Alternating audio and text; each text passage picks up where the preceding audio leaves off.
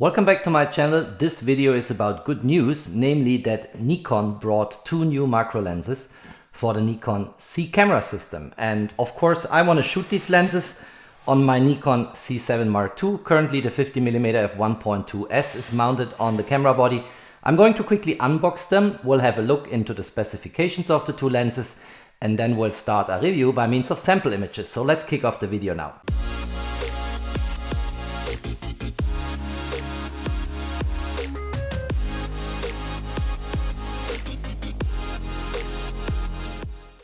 Before I do a quick unboxing of the two new macro lenses, let's have a look at the package. So here the first one is a 50mm focal length, so you can then easily use this lens also for other purposes because this is a normal focal length. Widest open aperture is an f2.8 and it's for the C-mount camera system. And if you purchase it in Switzerland, by the way, and it's not a gray import, then you actually get additional warranty, as you can see on that yellow sticker. The second lens is a 105mm lens, and that is a typical macro focal length, in particular in the Nikon system. It's also for the C-mount. Widest open aperture also is an f2.8, and it also has image stabilization in the lens, so optical image stabilization, and again you get additional warranty if this is not a gray import and originally from Nikon Switzerland. Let's now quickly unbox the lenses, and I'm going to start with the 50mm lens. So let's see what's inside here. Let's open this up. First of all, we get that additional warranty brochure, then we get a lot of paperwork here, which I'm not going to take out. Here is a lens pouch, which we don't have to actually get out of the plastic for the time being. Here we have something else. We'll find out what that is, but very likely is some protection for the lens. And then we go deeply into that box here and actually find the lens itself. So here we go, usual plastic packaging. Let's get it out. Oh my gosh, it's very lightweight, very compact. And I think it's very convenient because 50mm is a normal focal length, so I can mount this on my Nikon, use it for street, portrait, cities, landscape, what have you, and also have a macro lens. And I'm going to mention this again in the specs, but both lenses have a 1:1 reproduction ratio, so 100% magnification. You can get really close, and it's, I think, one of the best setups you can have in a macro lens situation. Let's now unbox the second lens, also very quickly. I don't want to waste a lot of time with unboxing. I think that is interesting, but not overly interesting. Again, we get that 3-year warranty card here. That is a much bigger box here. So let's get the lens out here. Here we go. Et voila. Of course, much bigger, 105mm focal length, and also significantly more heavy than what I had in my hands with the 50mm. And what I like in particular here, we'll come back to this, we have the usual OLED display here, we have customizable buttons. So I'm very curious to try this lens out and get back to you with sample images, of course. What else is in the box? A lot of paperwork, like always, and I guess here we have a lens hood, which we also take out. It's a large lens hood, of course, and should help actually preventing light going accidentally into the lens from the sides. And then we have here the same pouch, just bigger size as what we had before in the 50mm lens box. So I have now mounted the Nikkor 50mm MC f2.8 on the Nikon Z7 II and want to start my review with this lens, but also quickly then progress over to the 105mm lens, of course, and then going into sample images in the course of the video. So first of all, that little accessory I showed before really is a lens hood. You remember I took it out of the plastic bag and said very likely protection or what have you, but it is a very small lens hood, and based on the construction of the lens, it's also sufficient to have such a small lens hood. And that's the first point I wanted to make here. The second point is, if I turn the focus ring here, nothing happens. So this is fully electronically steered. If I switch now the camera on, then I can actually turn the focus ring and also see the tube of the lens coming out. And what we also get here is a scale. So for instance, if I focus in a way that the tube comes out completely, I'm at the 1:1 magnification, so means 100%. If I focus back here, we have 1 divided by 1.4 magnification, and then we have 50% magnification, so 1 divided by 2. And on the left hand side, I get the distance to subject in feet, and on the right hand side I get it in meters. So for instance 16 centimeters is the closest distance I can have in terms of minimum focusing distance on that particular lens. On the 105mm, it's a bit more far away, but not overly far away. We'll come to that in a moment. And the more I actually increase my distance to the subject, the lower my magnification, of course. At the side of the lens, we have two switches, and one switches from autofocus, which is the current state, into manual focus, just by a switch, and then back into autofocus. And the second switch limits my focus range. And this is currently here now in full. And full means it searches for focus between the minimum focusing distance and infinity. And if I switch to the right hand side, it limits the focus to close distances and searches focus between 16 centimeter, which is the minimum focusing distance, and 30 centimeter. On the 105mm, we have the same two switches. So I just quickly show them here so we don't have to come back to this later. Here we have autofocus, manual focus, that's the switch. And then here we have the limit, and the minimum focusing distance here is 29 centimeters. And the close distance focus range I can choose is from 29 centimeters to 50 centimeters, or I can go to full, and then it looks for focus between the minimum focusing distance 29 centimeter and infinity, of course. So it's kind of exactly the same what we see on the 105mm lens. It's actually easy to illustrate or demonstrate that focusing range switch here. So currently now I'm at the limited area, 16 to 30 centimeter, and if I want to focus here at that Nikon box, it's not finding focus. If I half press the shutter button, there is no way I get focus here, because the focus point where it should sit is actually out of that range. If I switch to full, it should find focus, and it does. You hear the little beep as confirmation. Let's do this again. And in general, the autofocus on that 50mm MC lens is actually working quite well. It's not super quick, and macro lenses have that tendency to have a little bit of a laggy autofocus, but it's nevertheless working well. So let's have a look here. Found focus, found focus, found focus.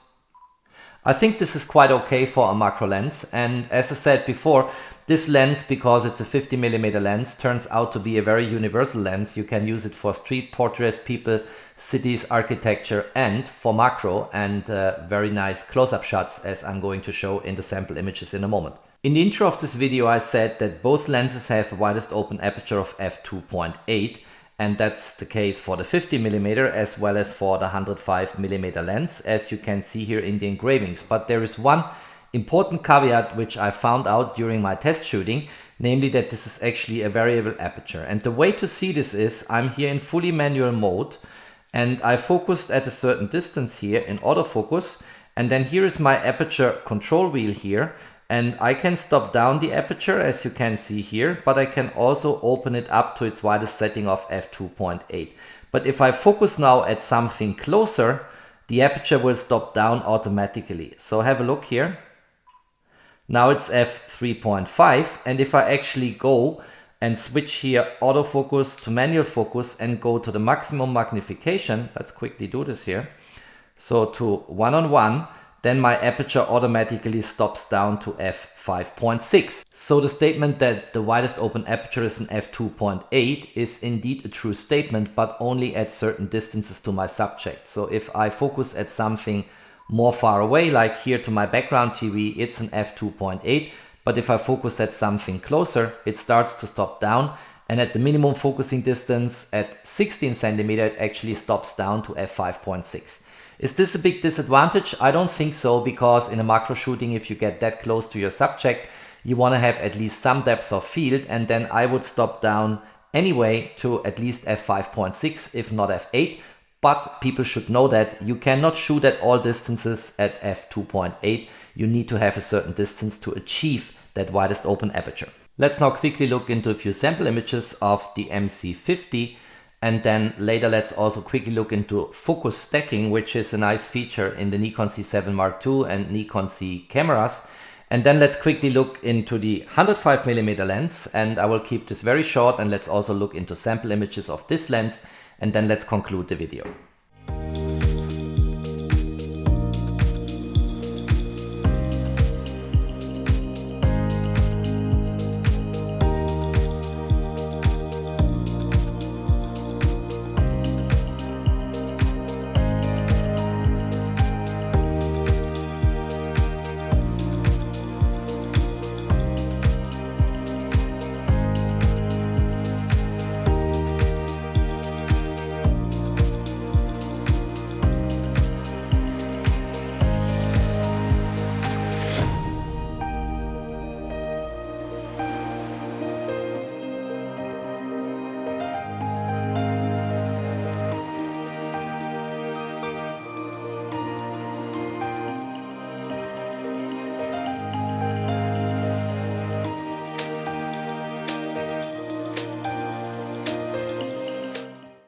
I have now mounted the MC105, so we have now the telemacro lens here, and I want to quickly walk through the features of this lens and then also look into sample images. And what we have here is the same switches which I already showed: auto and manual focus, focusing range. We have a customizable function button here.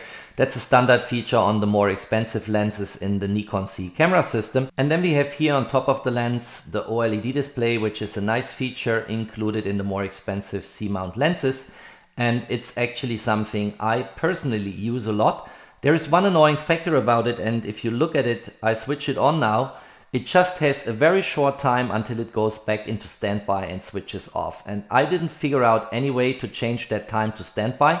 And I would love it, you see now it's switched off, I would love it to be on all the time, because such a small OLED display is not consuming a lot of your battery capacity. And it's annoying if it switches off in the middle of you figuring out some setting and using in this way the display. So let's quickly look into the display.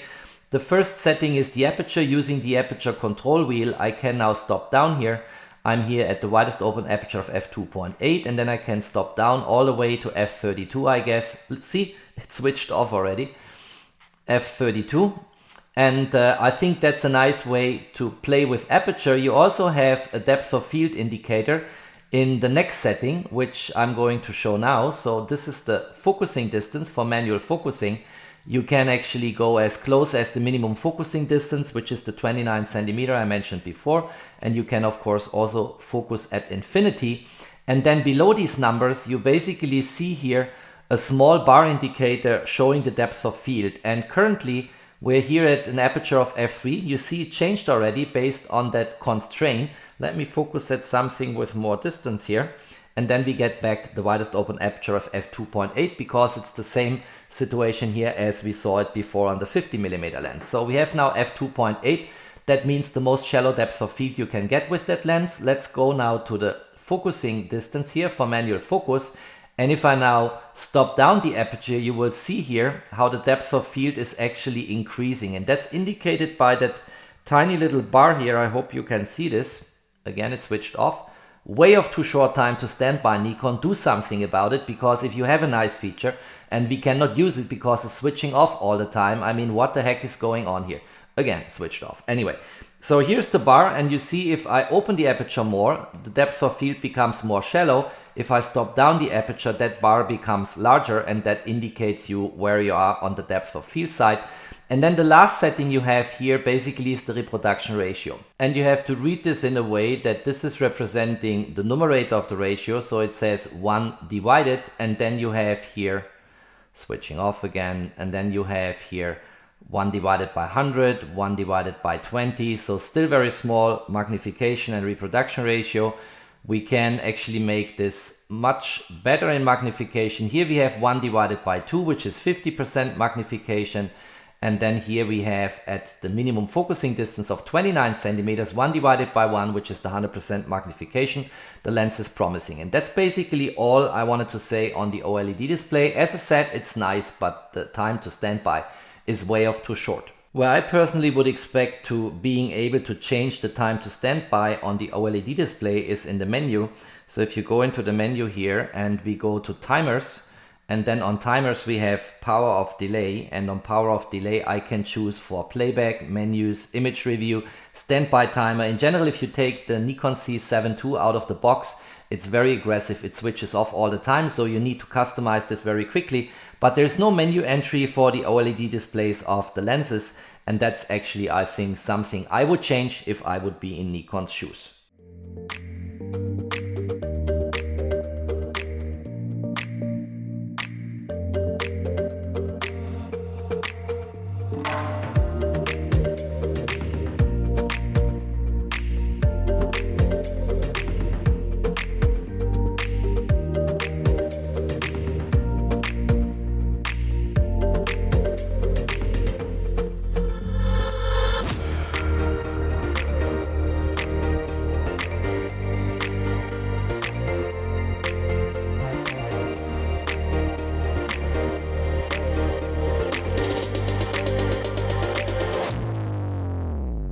Before concluding the video, and in the context of macro, of course, I wanted to show one more feature, which is incorporated in the Nikon Z7 Mark II, and I think in general in the Nikon Z camera series. And that's focus stacking.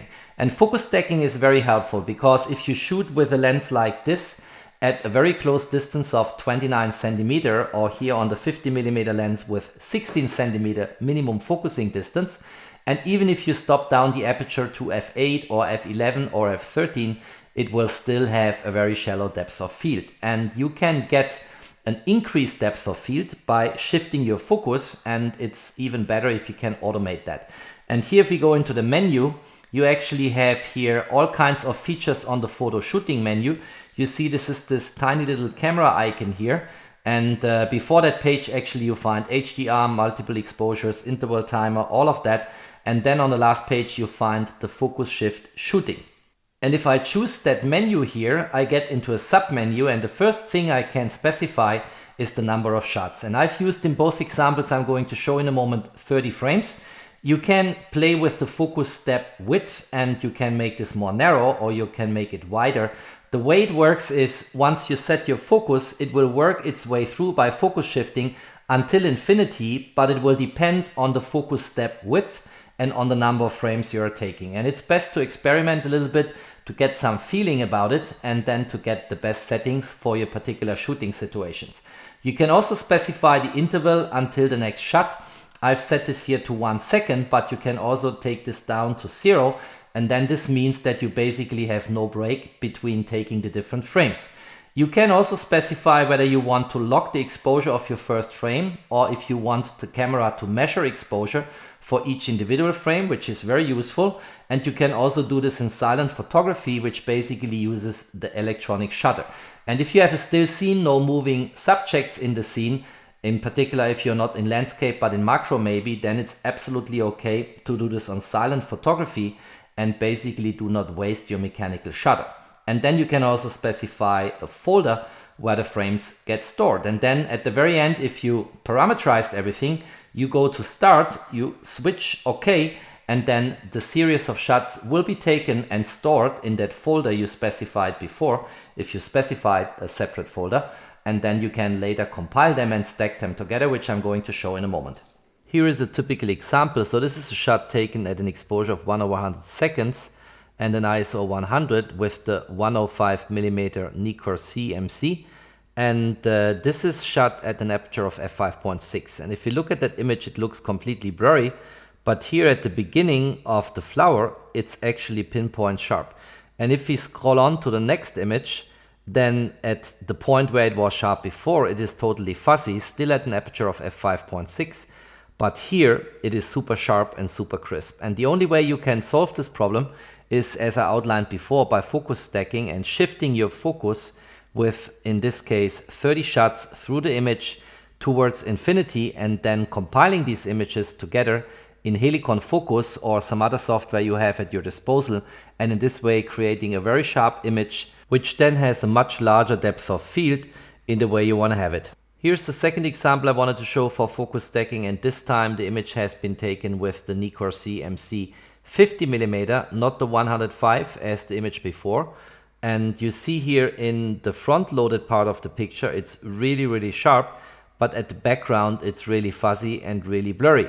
And again, the only way to get sharpness across the image plane in vertical direction into the image is by using focus stacking and then stacking these images together in a suitable software like Helicon Focus. And now let's have a look at the two images I created with that technique for the two macro lenses, the 50mm and the 105mm.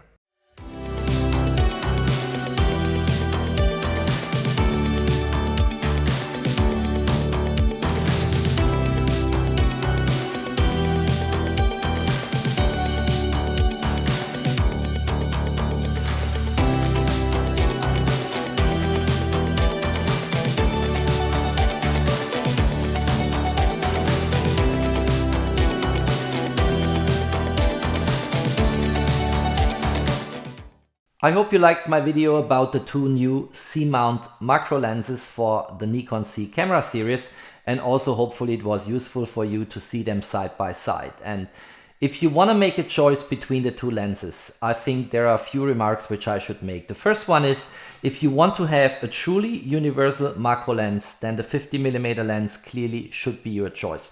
Because 50mm is a normal focal length, it's about the field of view of the human eye, and you can use this lens universally for landscape, portraits, people, street, architecture, what have you, and of course for macro with 100% magnification, so this is a one-on-one reproduction ratio.